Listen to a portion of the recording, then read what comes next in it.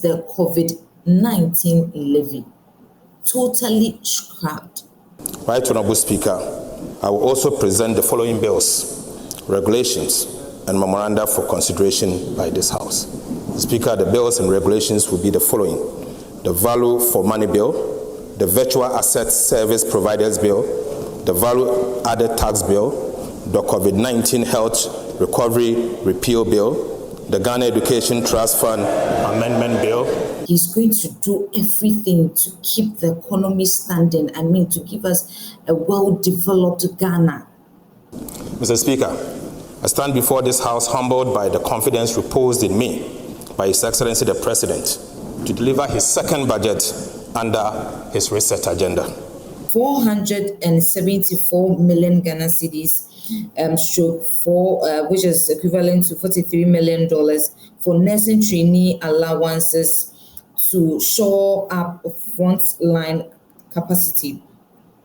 1 long-range and 1 medium-range aircraft to be delivered in 4 years' time, mini stadiums. Now, he has also, sometimes when these minorities, when they talk,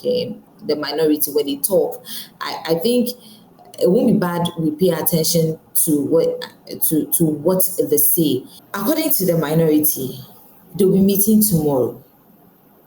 They'll be giving us a press briefing to give us a well-detailed of their understanding of this budget that was read today. There is no shortcut for responsible economic management. This is a collective responsibility. To look at national development as a collective responsibility. So we are all involved. We all need to make it a point that would help hand in hand to make the country a better one for all of us. And so I'll entreat you all that kindly watch Naa Lartey TV. We might also create that avenue of creating jobs here on Naa Lartey TV. The 2026 budget has finally been read. And ladies and gentlemen, it's very packed. There's a lot in there. According to Dr. David on TV3, he stated that this is one of the detailed and very interesting budget he has heard so far. To me, the whole budget, I try to listen very carefully, and the theme of the budget, I think, give a very progressive looking and positive indication to the future of this country. And looking at the budget as a whole, very detailed, at least for once I'll say it's one of the best budgets that I've listened to. And you see, like I said, it's very packed. The things in there, it will blow your mind. This budget is themed resetting for growth, jobs, and economic transformation. According to Ato Forson, His Excellency John Dramani Mahama says that he's going to do everything to keep the economy standing. To give us a well-developed Ghana. That is basically, that's what it means. That's what it means. For us to have a better Ghana. Mr. Speaker, I stand before this House humbled by the confidence reposed in me by His Excellency the President to deliver his second budget under his reset agenda. Mr. Speaker, when this administration took office, we met an economy in distress, weighed down by debt, weakened by mismanagement, and stripped of confidence. Mr. Speaker, in the 2025 budget, the 2025 budget was our first act of courage, a declaration that Ghana would rise again through reforms, discipline, and visionary leadership. Right, Honorable Speaker, the theme for this year's budget draws from the President's profound words in his 2025 State of the Nation address, when he declared that, Mr. Speaker, quote, Today, inspired by Almighty God and propelled by the massive mandate given to me by the people of Ghana, I am moved to make a purposeful and bold declaration that I, John Dramani Mahama, will fix the economic crisis confronting our country and reset it on the path of growth and sustainability. Right, Honorable Speaker, it is with that same conviction that I present the 2026 budget under the theme Resetting for Growth, Jobs and Economic Transformation. Get my point. Now, like I said, the budget is really packed, and we would focus on a few things. But we have 474 million Ghana cedis, which is equivalent to $43 million for nursing trainee allowances to shore up frontline capacity. Also, they've also allocated 207 million Ghana cedis, which is equivalent to $18.8 million for teacher trainee allowances. And then also, government has also allocated 150 million Ghana cedis for Black Stars to participate in the World Cup. And then also government to begin a procurement process for the acquisition for modern helicopters, 1 long-range and 1 medium-range aircraft to be delivered in 4 years' time. This one, I'm very particular about it. It is very, very, very important so that things like the unfortunate incidents that we heard this year, we wouldn't hear it again. Avoidable things like that, we wouldn't hear it again. Now, also, there's going to be 200 million Ghana cedis allocated for the construction of mini stadiums. Now, he has also stated that His Excellency John Dramani Mahama has stated that from primary to SHS, all the schools, which is the government schools, should buy food from only made in Ghana products like rice, maize, chicken, eggs. All those ones that we usually import. This time around, His Excellency John Dramani Mahama is saying that from as at the time that this 2026 budget is going to kickstart, it should be solely made in Ghana products. And I 100% agree with His Excellency John Dramani Mahama.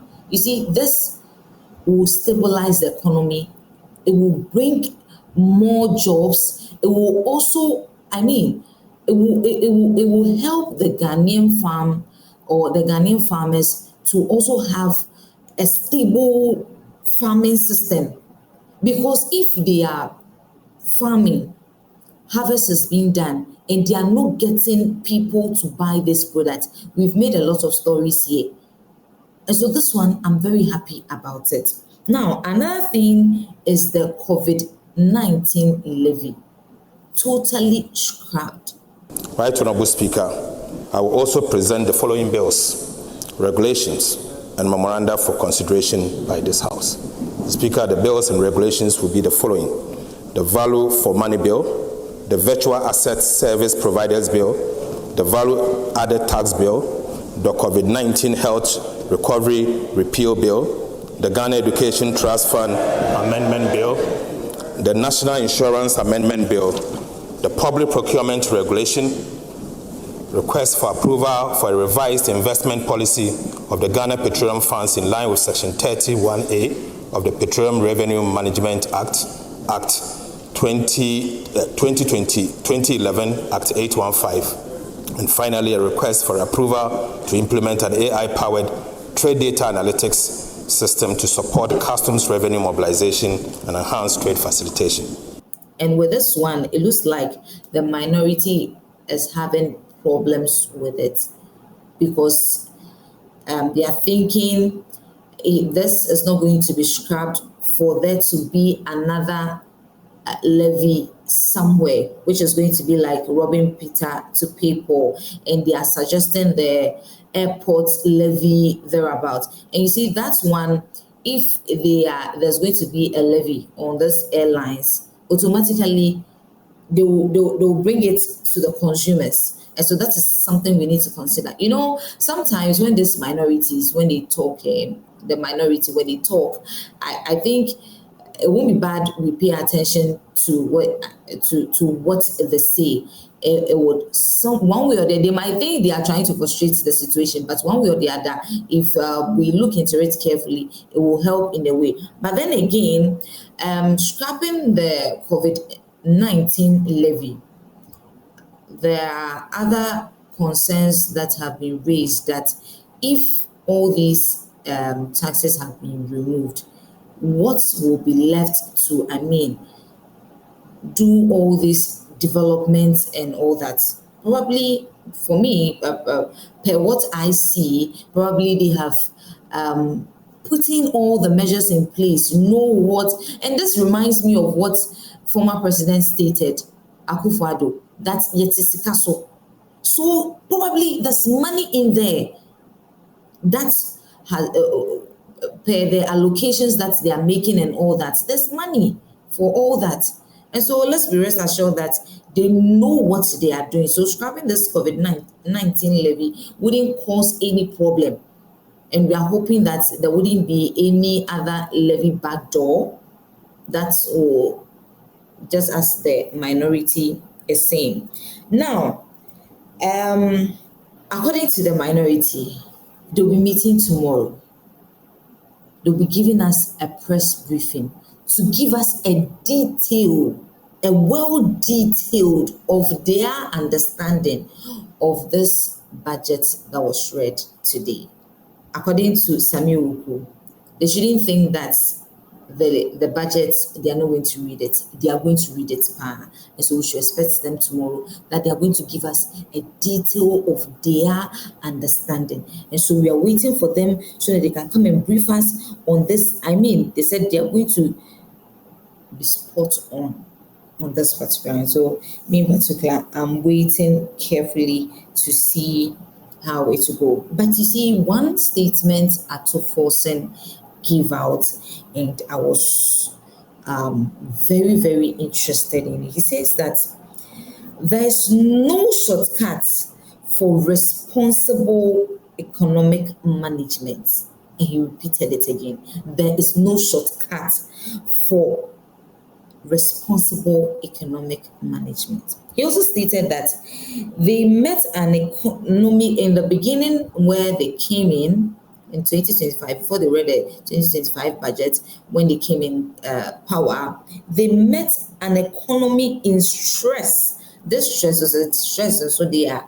And then also weighed down by debt, weakened by mismanagement, and stripped of confidence. And so, as stated by Honorable Ato Forson, His Excellency John Dramani Mahama, is very particular and is well grounded to help stabilize the economy.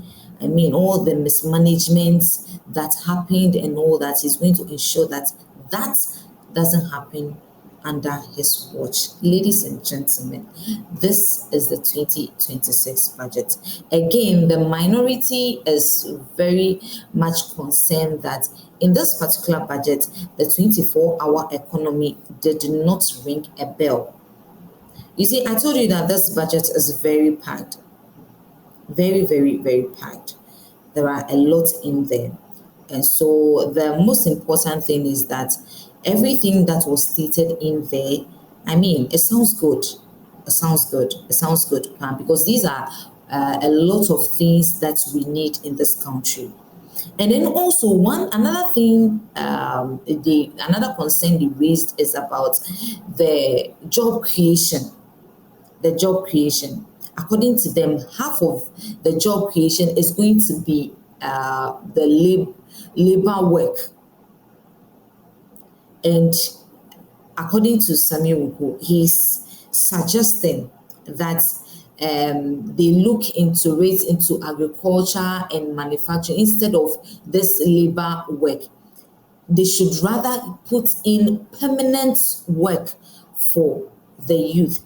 And my question is that you people were in power for 8 solid years, yet people complained that there is no job. This particular mindset that you have now, this particular submission you have now, why didn't you implement it at your time of government? This, I'm not making politics out of this though, but you see, at least there is a part where they have assured us that there is going to be job creation. And so this is good. But I said it earlier on that we need to pay attention to things like this. It would help if we look into it. Like he's saying, agriculture, manufacturing, and all that, those sectors would rather help instead of the labor work, where they are going to, like the big push that we are hearing of. The other time I reported to you that His Excellency John Dramani Mahama was suggesting that the contractors should get the youth to join, and so the youth should also take advantage of the big push program, that there's going to be available job, which is the labor and all that. And so I think we should look into it. And then after the big push, after the contract is over, what happened next? That is also a good point though. But my point is that you know of all these, even the labor, and you did not even give it to them. So I mean, for me, I don't see why they should complain though, but it's another concern that we should look at it carefully. And also the 24-hour economy, that they are saying that it did not really appear in the budget as they stated. But anyways, to me, like I said, it sounds good. Everything in there sounds good. So we are hoping that all these things, they'll put it into consideration and then look at it carefully. We still have more years ahead of us. They should figure it somewhere so that the Better Ghana agenda, no, it has to be possible.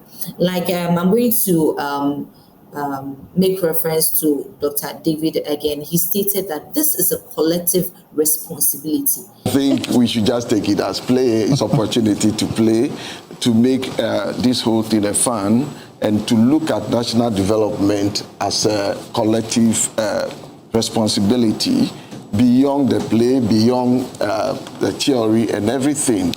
And I always say this too here on Naa Lartey TV, that we are all involved. We are all involved. This job creation that Samuel Uku is talking about, it doesn't necessarily mean that it has to come from the government sector alone. The private sector is also there. Private institutions make more opportunities for there to be jobs for the people of Ghana. So we are all involved.